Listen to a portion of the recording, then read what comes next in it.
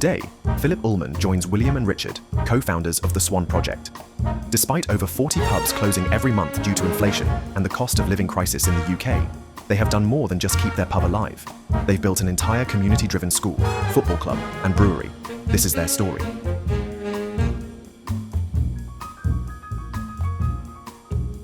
Will, tell me a bit about the Swan Pub, and Richard, in due course, please tell me a bit about the way the Green Room operates. I'm Willie Calver. I'm a co-founder of Windsor Eaton Brewery, and I'm a director of this pub, the Swan in Clwyd. And I'm Richard Allen. I'm the CEO of the Green Room Foundation, which is a charity that is part of the shareholders here at the Swan. And I'm also a director on the board of directors here at the Swan Community Interest Company. Let me explain to you why I'm excited by visiting what to me sounds like potentially an innovative, different way of operating organisations and schools. So my own background is in business. I studied engineering at Cambridge. Then I went, the idea was to move into a family business. We had a factory based in Watford. I would have loved to design and create products that could be manufactured in the UK. Unfortunately, there was no future manufacturing. This was in 1988 because it was all moving to China, and the jobs were moving to China, and effectively, we had to sell the factory, and we ended up making money, which is what we all do because we have to put food on the table. You end up being forced in another direction. I ended up building a large outsourcing business, employed 100,000 people a year, turned over 1.2 billion, all meaningless. But there was no meaning or purpose. It made money, but that was it. And there was no soul to it. It didn't excite me. So I tried to convert it, social purpose, social enterprise. I'm familiar with it. I tried to convert what was called the Corden Group into a social enterprise. So what I did for it is I capped salaries to the highest paid was 20 times the lowest paid. I kept the remuneration of the shareholders, dividends, and I wanted to get our workers to be paid a living wage rather than the minimum wage. It didn't work. And the reason why it didn't work was because I was part of a system that I was an outlier, I was an outsider. And my customers didn't want to change. They were happy forcing us to behave in a certain way, having the workers running 80 miles around in a shift with a box which tells them where to go, like robots, living in squalid accommodation. They were happy with that, and therefore I couldn't change that from there. But that's what's driven me always to actually start to potentially influence society. So I've since moved on, and I moved into the political field, the TV field, and we're trying to almost work out how can we start to create change. So Will, tell us a bit about the Swan. Well, this pub that we're in this morning, it could have been 5 years ago, it could have been turned into a block of flats. But just before then, Richard Allen here came to me in the brewery with an idea for running a school out of a pub. And over some time, we developed the idea that we might work in partnership to lease this as a pub and run it as a pub. Now, when we came to look at the financials of that, we found this site was so dilapidated that you couldn't construct a lease around it. You know, the value, the costs of putting it together would have prohibited. And so instead we made an offer to buy the freehold, and the pub co wouldn't sell, and they wouldn't sell. And eventually though, when the pub became even more dilapidated, they decided to sell it at a price that made it have to be a block of flats. Yeah. Now, the community here in the street and around us, they submitted an application to become an asset of community value. And when it achieved that, it meant that we had to be given the chance to buy it for a fair price. And so we put together with the community a plan to buy the place. And eventually we agreed a price to buy it, which is a bit more than it was worth as a pub, but it was less than what it was worth for accommodation for residential. And then we put together a plan for funding that. And to do that, the Green Room School, which Richard brought in, put in some of the funding. The brewery that I came from put in some of the funding. Yeah. And for the remainder, we crowdfunded in the local community. And that gave us equity, but we still needed to fund more to refurbish the place. And so we needed to get a mortgage for $500,000. And do you know, when we went to try and find somebody to give us that mortgage, nobody would. And it's partly because as a community interest company, because we had to set it up as a social venture, it represented risk to the funders. But eventually Triodos Bank, an ethical bank based down in Bristol, gave us a mortgage. And to this would not have happened without Triodos and without the school and without the brewery putting it in. It's exciting for me because what you're describing is the failure of the system, because this is a beautiful pub and it's providing the needs of a community, which we can discuss. Had you not intervened with the passion of the community, it would have been a block of, and all of the needs of meeting people would not have been met. So I think it's exciting for me to see how the community, people, can work together to actually start to look after each other. And I think it's a model, I think, of how we can start to think about society and community in another way. So tell me a bit about the people involved and how this all happened, how many people were involved. I think it's a great point, because this place works not because of us. It works because of the sheer number of different people who are engaged with this place in voluntary groups, in community groups, and so on. And of course, you imagine sometimes we argue a bit. You know, that's democracy. But it doesn't have to give us strength in making this place a place that works for the future. So people care about it. I mean, if there's passion and there's argument, it means actually people are concerned about it. And I think it's healthy. It feels healthy to me. Yeah, I think there's plenty of people here who think they own the place. Okay. And the truth is they do. And I think that's a really important part of why it's successful. It's not only just we've got 119 shareholders from the community. We've got 169 people who lent us money at the beginning on the promise that they get it back twice its value over the bar in 3 years' time. And not everyone's claimed that back, by the way. There's a lot of people who put into this in the beginning, and it's not just for that sort of financial.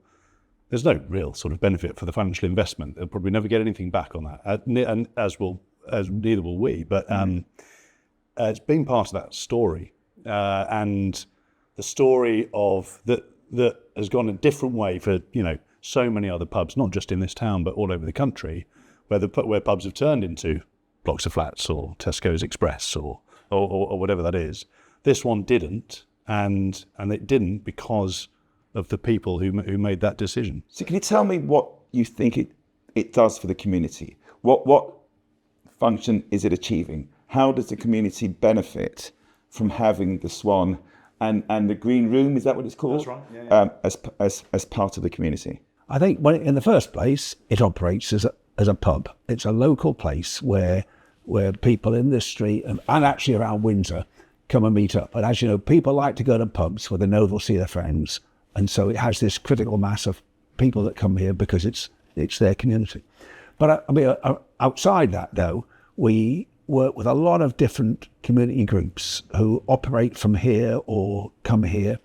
We have the Cycle Hub, Windsor Cycle Hub, which is a separate charity. And every Saturday morning they run bike kitchen and guided rides from here. And that's not for the Lifeline Brigade. That's to try and get more people into cycling, into active travel, And they're very successful at doing that, at renovating bikes, at making that happen. We have groups from Warhammer to book clubs to foreign language groups to all sorts of things based out of here, don't we? Ukulele band, a fantastic lot. We have Windsor Town Runners based out of here. Different nights of the week, different things going on. But the Swan is their home, and hence people tend to be those groups more networked with each other too. And by the way, this is not a good time for hospitality just now. Hospitality generally is trading very badly. and we suffer with that Yeah. too. You know, some Mondays are very thin and so on.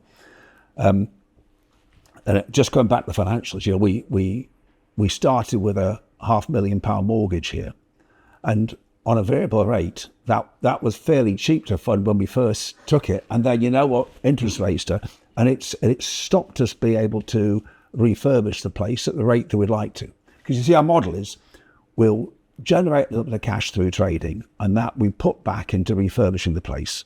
So we're going to put rooms in to do bed and breakfast upstairs. We can do a lot more refurbishment out there, but we need to generate that surplus to be able to do that. And the mortgage rate right now still is sufficient that it, you know, we break even at best. That's crazy. If you think about it, you've done nothing wrong. Society has, the system has pushed up the interest rate, which means your ability to meet the needs of the local community, it's tougher. You're struggling just to move forward, because in the space, you started just before COVID, so presumably interest rates were something like 0.5%. And now with a 4.5%, I would guess something along that order. And that means you're struggling just to tread water. We pay base plus 4, so we're paying about 8.5%, close to 9% just now. And how much did you pay at the beginning? Well, at the beginning, what were you paying? Half that. And so you can imagine that takes back our ability to repay the mortgage. But we're doing so. We're down to below 400,000 now. And as we get down that, then that burden goes away, and it's what gives us lots of confidence that, you know, it's almost like if you get through the short term, the long term will be really rosy here. We'll build up a much bigger, a bigger place for more social good in the future. So when you say the hospitality sector is struggling, why is it? Why is it struggling? Why would you have fewer people that stay on a Monday evening? What is it that means it's difficult at the moment in hospitality? Well, I mean, you know, going out to the pub, it requires disposable income, Right. You know, and as you know, the recent budget has given people a bit of a feeling that they can't afford so much to go out, and so hospitality, like, you know, like luxury goods and going away on holiday are the things that suffer, you know, and so people have generally drawn back a bit on that, you know. Because the cost of living increase and the mortgage increase, it's one of those things which is an optional spend, and therefore it's one of the first things that's cut. Yeah, and by the way, you know, what I would say is that, you know, I don't blame other people for the fact we have high interest rates. You know, when you're in business, you can't blame other people. You've got to take responsibility. And we knew when we took it on that we were exposed to interest rates going up. It was just more severe than we planned for, you know. Let me respond to that. It's interesting because you're somebody clearly that takes responsibility for yourself, and you don't moan. Many people will say, "Mum, I took this on assuming 1%, and now, 4% plus. That's not fair." And unless you've got determination to succeed, and in your case, for what I can see, it's because you wanted to meet the need of the community. Most people will give it up, and this would have ended up as a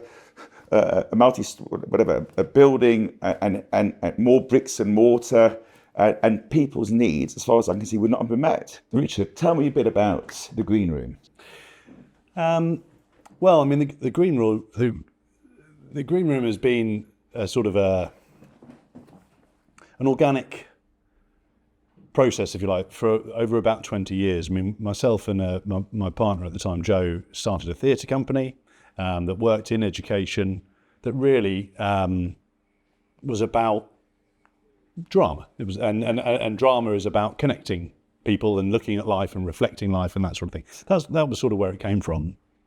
And the kids that used to come to our drama classes, it just so happened they quite often were kind of kids who weren't necessarily fitting in. Right. So we had quite a lot of misfits. We had the kids that might have been bullied, or the kids that actually really naughty kids as well. So a lot of kids on the sort of margins. And they'd come to us, and we would just allow them to be themselves in different ways and sort of give them stimulus. We never gave them scripts. They always were played themselves or a version of themselves in this safe space. I mean, that and I only bring that up really because that's the sort of basic ethos of what we've always done since then. If you create a place of safety, not just physical, but sort of psychological safety, where somebody can feel they can open up enough to connect with somebody else, then they will go on and take risks. And that we ended up being sort of given kids who'd kind of fallen off the path, if you like. It stopped going to school. And it started off sort of 15 years ago. We had a lot of kids who perhaps their behaviour was sort of showing in schools where they were getting on the wrong side of the head teachers and getting moved between school and school. And so we used to take those sort of kids initially. But then over the last sort of 15 years, the demographic has changed to very, very anxious young people who weren't going to school, not necessarily because of behaviour. It was because their own sort of level of anxiety and everything like that was keeping them at home. So predominantly our pupils have got some sort of neurodiversity. We're about 85% of our pupils have autism, have ADHD and dyslexia and that sort of thing. Or there's a lot of sort of they've met quite a few barriers and disadvantages in their life circumstances before they come to the green room. So the green room started really kind of by accident. It was just a group of, we started working with a group of kids who weren't anywhere else, and our strapline at the beginning was start a path. It was like, it doesn't matter what you do, just do something and do it with us. Bring your problems here. We had therapists who started with us at the beginning, and it was a very sort of nurturing environment. Small amount of kids, up to about 25 young people who were working with us. And they started coming, like going from zero attendance, being in rooms or just hanging around on the streets, to coming to our school. We'd give them a certain amount of qualifications, but actually the main push of the education was to get them these kind of skills that you need to succeed in life. So these sort of transversal skills. So we do a lot of project-based learning, a lot of experiential learning, that kind of thing. So we got them 5 GCSEs, which is all you need really to get onto anything. The next step, if you want to go to college, they'll ask for 4 or 5 GCSEs, even to do A levels. That's all you need. So we'd do that, and the rest of the time it was physical education, health education, mental education. So like building that kind of holistic. Somebody, Richard, what you describe, I think it's phenomenal, because we all went through the traditional educational system, which is a production line, isn't it? It was built to give people maths, English skills. So originally they'd work in factories. Yeah. And therefore people were not treated as individuals. You'd have a class of 8-year-olds separate from a class of 9-year-olds, separate from a class of 10-year-olds, who would do an hour of English, whatever, or 45 minutes of English, 45 minutes of French, whatever. And from what you're describing to me, that's not the approach that you're adopting.